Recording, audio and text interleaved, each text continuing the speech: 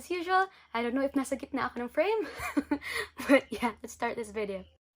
Yo, what up, mom? I was just thinking about you.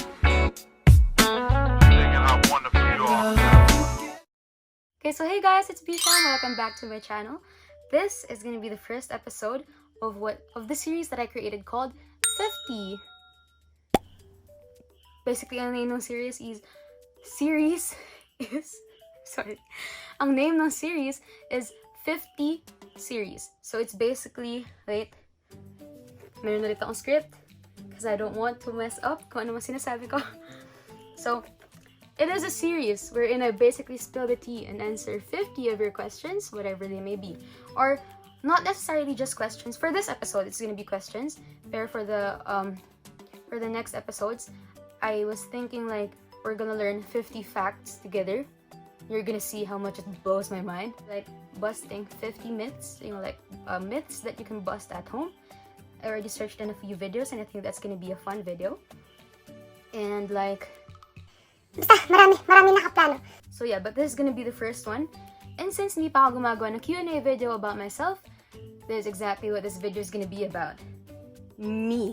It's gonna be about me. I put out a questions tag on Instagram. I'm gonna self-promote so that you can ask me there, just so I get more followers. My Instagram is exactly the same as my YouTube account. It's Hey Bishang. So yeah, there were actually a lot of questions, pero I narrowed it down to 63, which I said 50 kasi yun yung title nito. I don't know if I'm gonna cut out some questions later or if I'm just gonna keep all of them, but basically it's supposed to be 50. Just 50 things, but let's see. Okay, so for the first question, ito, hindi ko alam if I would be offended by the way they asked it or if they asked it differently, but the first question is, babae ka ba? Like, mas ma-offend ka ba if they ask you, babae ka ba? Or mas ma-offend ka if they ask you, lalaki ka ba? Right? Though, I'm actually not that close with the person that sent this, but after they sent this question, they did send a message saying they didn't mean to offend me and hindi ko siya kailangan ilagay sa video, but I did find it funny.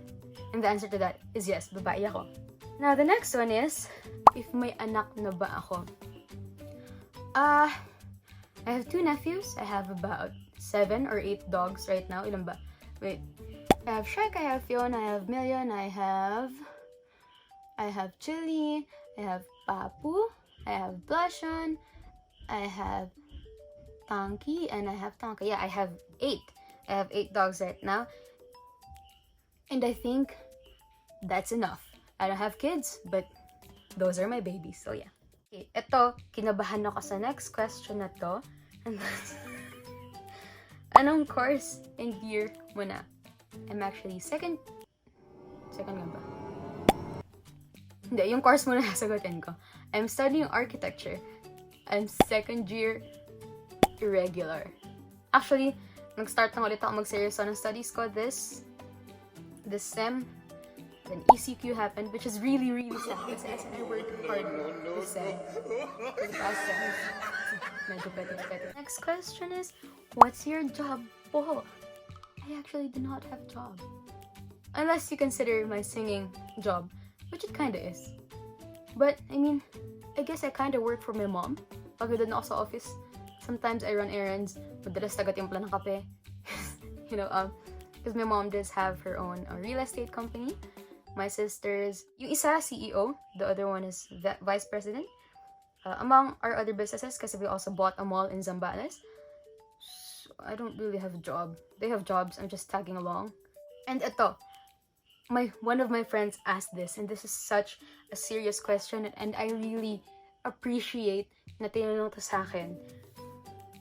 As in, super glad ako na tinanong to sa akin. Yung question niya is, hotdog. Okay, this is actually sabi niya, fave and hatest flavors of ice cream. Most favorite flavor of ice cream is actually mint. Not really chocolate mint, kasi there are some brands that would make chocolate mint and it's not good. So mint. Alam niyo yung meron dito sa sa Albergo Hotel. It's actually gelato. It's just mint gelato and it's very, very good. I highly recommend. I'd probably go there tomorrow because I just started craving right now. But yeah, Hatest? Ube. That's nasty. Who likes ube? I mean, no offense if you do like ube, but to me it's nasty. This one, I actually considered whether I would include this in the video or not. Ang sabi nung nagtanong is, sorry if too personal to, pero broken family kayo, diba? Can you talk about it? Also, after this question was sent, the person sent me a message saying na, which is sad, you know, and I asked if ever I was gonna include this in the video. I asked him if okay lang ba I would tell a bit of your story para lang clear kung bakit tinanong yung question, and I told him that I'll keep it confidential. Sabi naman niya it's okay. Ang sabi niya sa akin is, sorry if I asked her, I'm kind of going through something with my family now, and I want to know how you handled it, how it turned out in the end, ganyan. And while I can't really speak for all broken families out there, my parents split when I was just 3, so I can't really remember much from it. And I don't really want to go much into detail, pero I'm sure it was not as hard for me and my sisters as it was for my mom, because she had to raise all 3 of us basically on her own. Alam mo, 3 babae kami, maluluho kami mga magkakapatid. So I do really, you know, kudos to my mom for reaching it so far. She went above and beyond for every occasion, as in talagang binigay niya lahat. So coming from a broken family, it's definitely not the easiest, but I think right now I can still say that I'm living the good life. You know, it's not as bad for me. Like I said, I can't really speak for others. Depende sa sitwasyon eh. But in my situation, I'm happy with where we are now. It's not that big of a hindrance to say I came from a broken family. There aren't a lot of hindrances with that because, you know, my mom can do everything that a dad can do. And, yeah, super mom. And I don't really know yung difference when you're a broken family since you were young, or when you're just gonna become a broken family now. I don't wish it upon anybody else. And if you are going through it, you know, you can talk to someone about it. Don't be afraid to reach out. It does get better, but you know, I do hope na ma-resolve pa yun. Yeah, it's not gonna be the end of the world. You know, thankfully ako nga, when my parents split, I was very young. Everything I can remember, I was already doing with my mom. So I didn't really have to transition that much. It wasn't that, hindi ko napansin yung change. Kasi yung ever since I was small, yun na yung nakasanayan ko. Na it was just my mom there. So yeah, that's all I can say about it. Now, the next one is pet peeve. I hate it pag may ngumunguya na super lakas. Which is why I can't really stand mukbangs. As in, hindi ko matiis yung someone's like, niinis ako. As in. And then this one, ano pang ibang hobbies mo? Maliban sa pagkanta, I do like to cook. Also, I do like to play the guitar. And in our old house, yung pinapa-renovate ngayon, I did play piano a lot. Making music, composing music, playing ML, LOL, PUBG, COD. That's it. And here, marunong ka ba magluto? Yes! Even more so, this ECQ. Like I said, we started buying different spices. So, kung ano-ano nang natutunan ko iluto. And yeah, it's fun. Yan, nagsitabaan kami lahat. And then here, the next one is, I actually really like this one. A while back, you said you have a project coming up. Where is it na? I actually have a few projects coming up.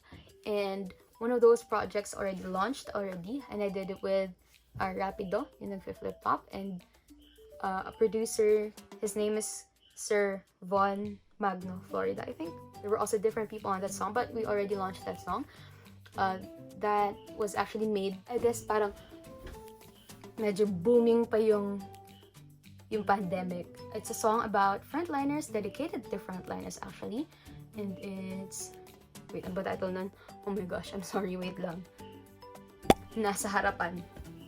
So yeah, I do recommend that you listen to that song, especially if you have friends and families that are frontliners. You know, it's just a simple way to say thank you for all the frontliners, you know, different types of frontliners that were risking their life just to serve other people in different ways. And so yeah, I also have other projects coming up.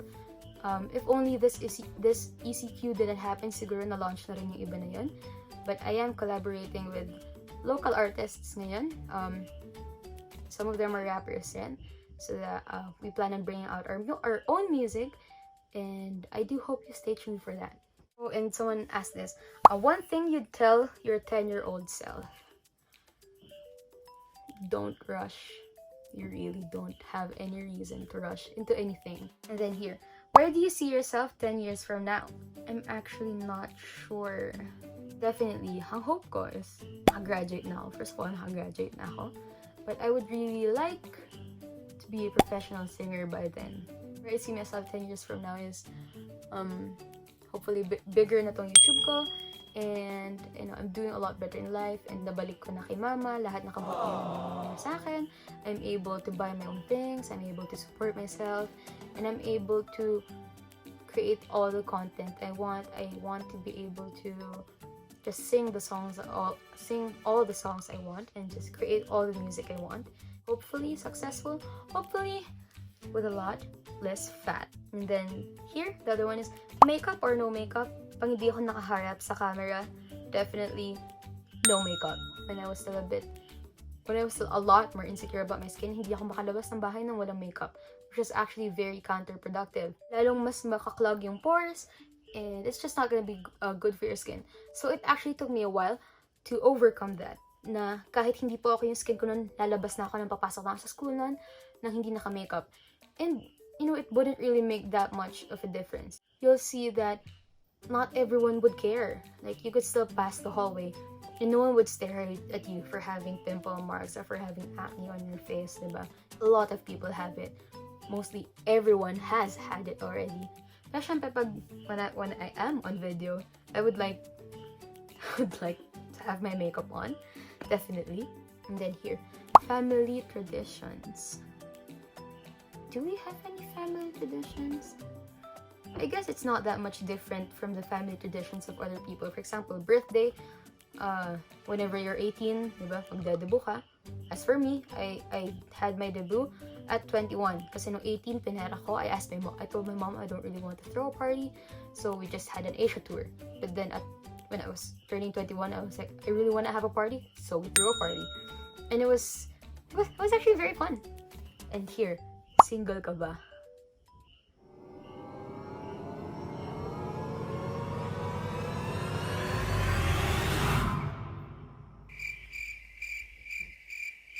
Anyways.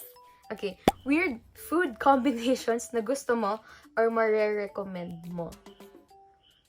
I don't think it's already a weird food combination ngayon, yung fries on Sunday. Whenever I eat oranges, sinasawsaw ko siya sa toyo, which my sisters find weird. Do you find it? I mean, I think it makes sense. Kasi diba orange, very citrusy yun. So if you're gonna dip it in soy, it's gonna counter that. I don't think it's weird. But yeah, I do like that. Okay. Papipiliin ka. Isa lang pwede. Mobile games or PC games? I guess, LOL. Mas gugustuhin ko talagang PC games. Minsan na lang ako maglaro ng LOL ngayon kasi it's actually quite toxic. It wasn't as fun as it was before. Kasi back in 2013, 2014, when I first started playing it, not a lot of toxic people were there. Movies or books? I do like books. I really like books. That's also one of my hobbies. Hindi ko siya na-mention kanina, but I do like books. Last time na umiyak ka ng solid, at bakit? One thing you have to understand about me is as in parang goldfish ang memory ko. As in, no joke. A lot of people think I'm just joking about it when I tell them I don't remember something happened. Like, there was a time my family and I were talking about nung pumunta kami ng Singapore and they were discussing things na hindi ko na maalala ginawa namin. As in, ganun ka-terrible yung memory ko. I don't remember the last time I cried ng solid. I do cry a lot though, but it's because super iyakin ko, as in super babaw ng luha ko. Medyo mataasan lang ako ng boses, iiyak na ako. Makakita lang ako ng, you know, like, yung soldiers going home videos, iiyak na ako. Like, a very touching video, kahit animated, iiyak na ako. Which is actually gonna be a future video of mine, like the try not to laugh, try not to cry challenge. I know, ang dami nang gumawa nun, but I always find it entertaining to watch people doing that. So, you know, I think Yeah, so I think I'm gonna do that para lang makita nyo kung gaano kababa kaligayahan ko, kung gaano kababa luha ko. And then, tell us about your singing career or journey or ewan basta sa pagkanta mo. I've been singing since I was small. And the high notes that I reach now weren't the high notes that I could reach before. Pero right now, if you've seen me perform or if you've seen my videos, my vocal range is quite high. And ang dami nagtatanong sa akin, like, paano mo pinataas ng ganyan kataas yon? Like, ano bang ginagawa mo? And it's really just about practice, you know? In my house, walang araw na maririnig mong walang kumakanta. Every day, meron either it's me, or my sisters, or my mom. Talagang lahat kami kumakanta. Don't be afraid na pumiyok, kasi it's gonna be part of that. There are times wherein I performed in big events na pumiyok ako ng todo. But, you know, you're not gonna learn kasi if you keep staying on your comfort zone, diba? Learn to venture away from it kasi that's where you're gonna learn eh. That's when you're gonna learn. Pag kumakanta ako, itatranspose ko siya, itatranspose ng pataas until I'm able to reach the notes that I really like. Or like, sasabayan ko yung songs. Kahit alam ko na hindi ko abot, like, ipa-play ko lang siya sa earphones and I'm gonna sing along with it. You know when you're wearing earphones and you feel super confident na, oh, ang ganda-ganda ng voice mo. Tapos, pag tinanggal mo siya, yung pala, like, piyok ka na pala. You know, it's gonna be part of that. And don't get tired of doing that kasi that is what's gonna make you reach the notes that you really want. I have tried joining auditions. Nakapag-audition na ako sa Asia's Got Talent, sa Idol Philippines, sa Tawag ng Tanghalan. And sadly, hindi pa ako nakatanggap sa mga ganun. Right? But I think everything does happen for a reason. Kasi since hindi ako natanggap when I joined Asia's Got Talent, I was nakapasok naman ako na INC Production Company, which I am very thankful for because I was able to, you know, do my duties in church and I was able to enhance my skills and meet a lot of people, meet a lot of great people. So yeah, you know, everything does happen for a reason. And if you are a beginning artist or a starting artist or like you're in the middle of your career, all I can say is, huwag ka rin magsasawa, okay? Failure will be a part, diba? That does not mean, you know, you fail now, that does not mean that you're gonna fail forever. Even the greatest artists today, they've had their own fair share of failures. Huwag ka matatakot, just keep on auditioning. As in, if only there were a lot more auditions being held here in Baguio, lahat talaga yung sasalihan ko if I can. But since most of the auditions are held in Manila and may pasok ako here, it's a bit hard for me para sumali sa mga ganong klaseng auditions. But if I were given the chance, I'd keep auditioning even if, you know, if I kept failing, I'm gonna keep auditioning until I reach what I want. What instruments do you play? Tulad na sabi ko kanina, I do play the guitar and the piano and the ukulele. Movie that everyone has watched except you. Star Wars, Star Trek. Kakaiba yun, right? Yeah, I haven't watched that. Balak mo pa ba ulit magpatato? Well, I had a video planned out with my family naman yan. All of us are gonna get like a tiny tattoo, all 4 of us. Yeah, like a family tattoo. And it's gonna be part of a vlog. So yes, yun ang balak ko. Ilan na piercings mo? I have 5 on this side. I have 5 on this side, so that's 10. I have on my belly button, so that's 11. I used to have on my lips, but I don't know if meron pa rin. There's still a scar there, so pero I haven't tried putting anything inside, so hindi ko alam kung bukas pa siya sa loob. I also used to have a tongue piercing. Again, ang tagal ko na siyang ginalagyan, so I don't know if that's open. So basically 12, including the tongue, if bukas pa ngayon. Biggest fear. Ang cliche man pakinggan, but I think last month or 2 months ago, I had a dream wherein I lost my mom. Dun sa dream na yun, humahagulgol na ako. I was crying very loud to the point na nagising ako in real life kasi humahagulgol na rin talaga ako. I haven't felt more scared in my life maliban sa time na yun. Ever did things you regret? Yes, of course. I'm not gonna go into detail about it, but I think a lot of people have done a lot of things that they regret. But not to the point that I would want to change them. I mean, because definitely I have learned a lot from it. And I wouldn't have learned the way that I have if I haven't done them. I guess I still like looking at the silver lining of things. You know, I was able to learn a lot that I could not have learned otherwise. You know, I learned things na alam kong hindi ko siya matututunan kahit sabihin pa sa akin ng ibang tao. Biggest insecurity is my weight. Yeah, there were times when I got bullied for it. There are times when I almost starved myself.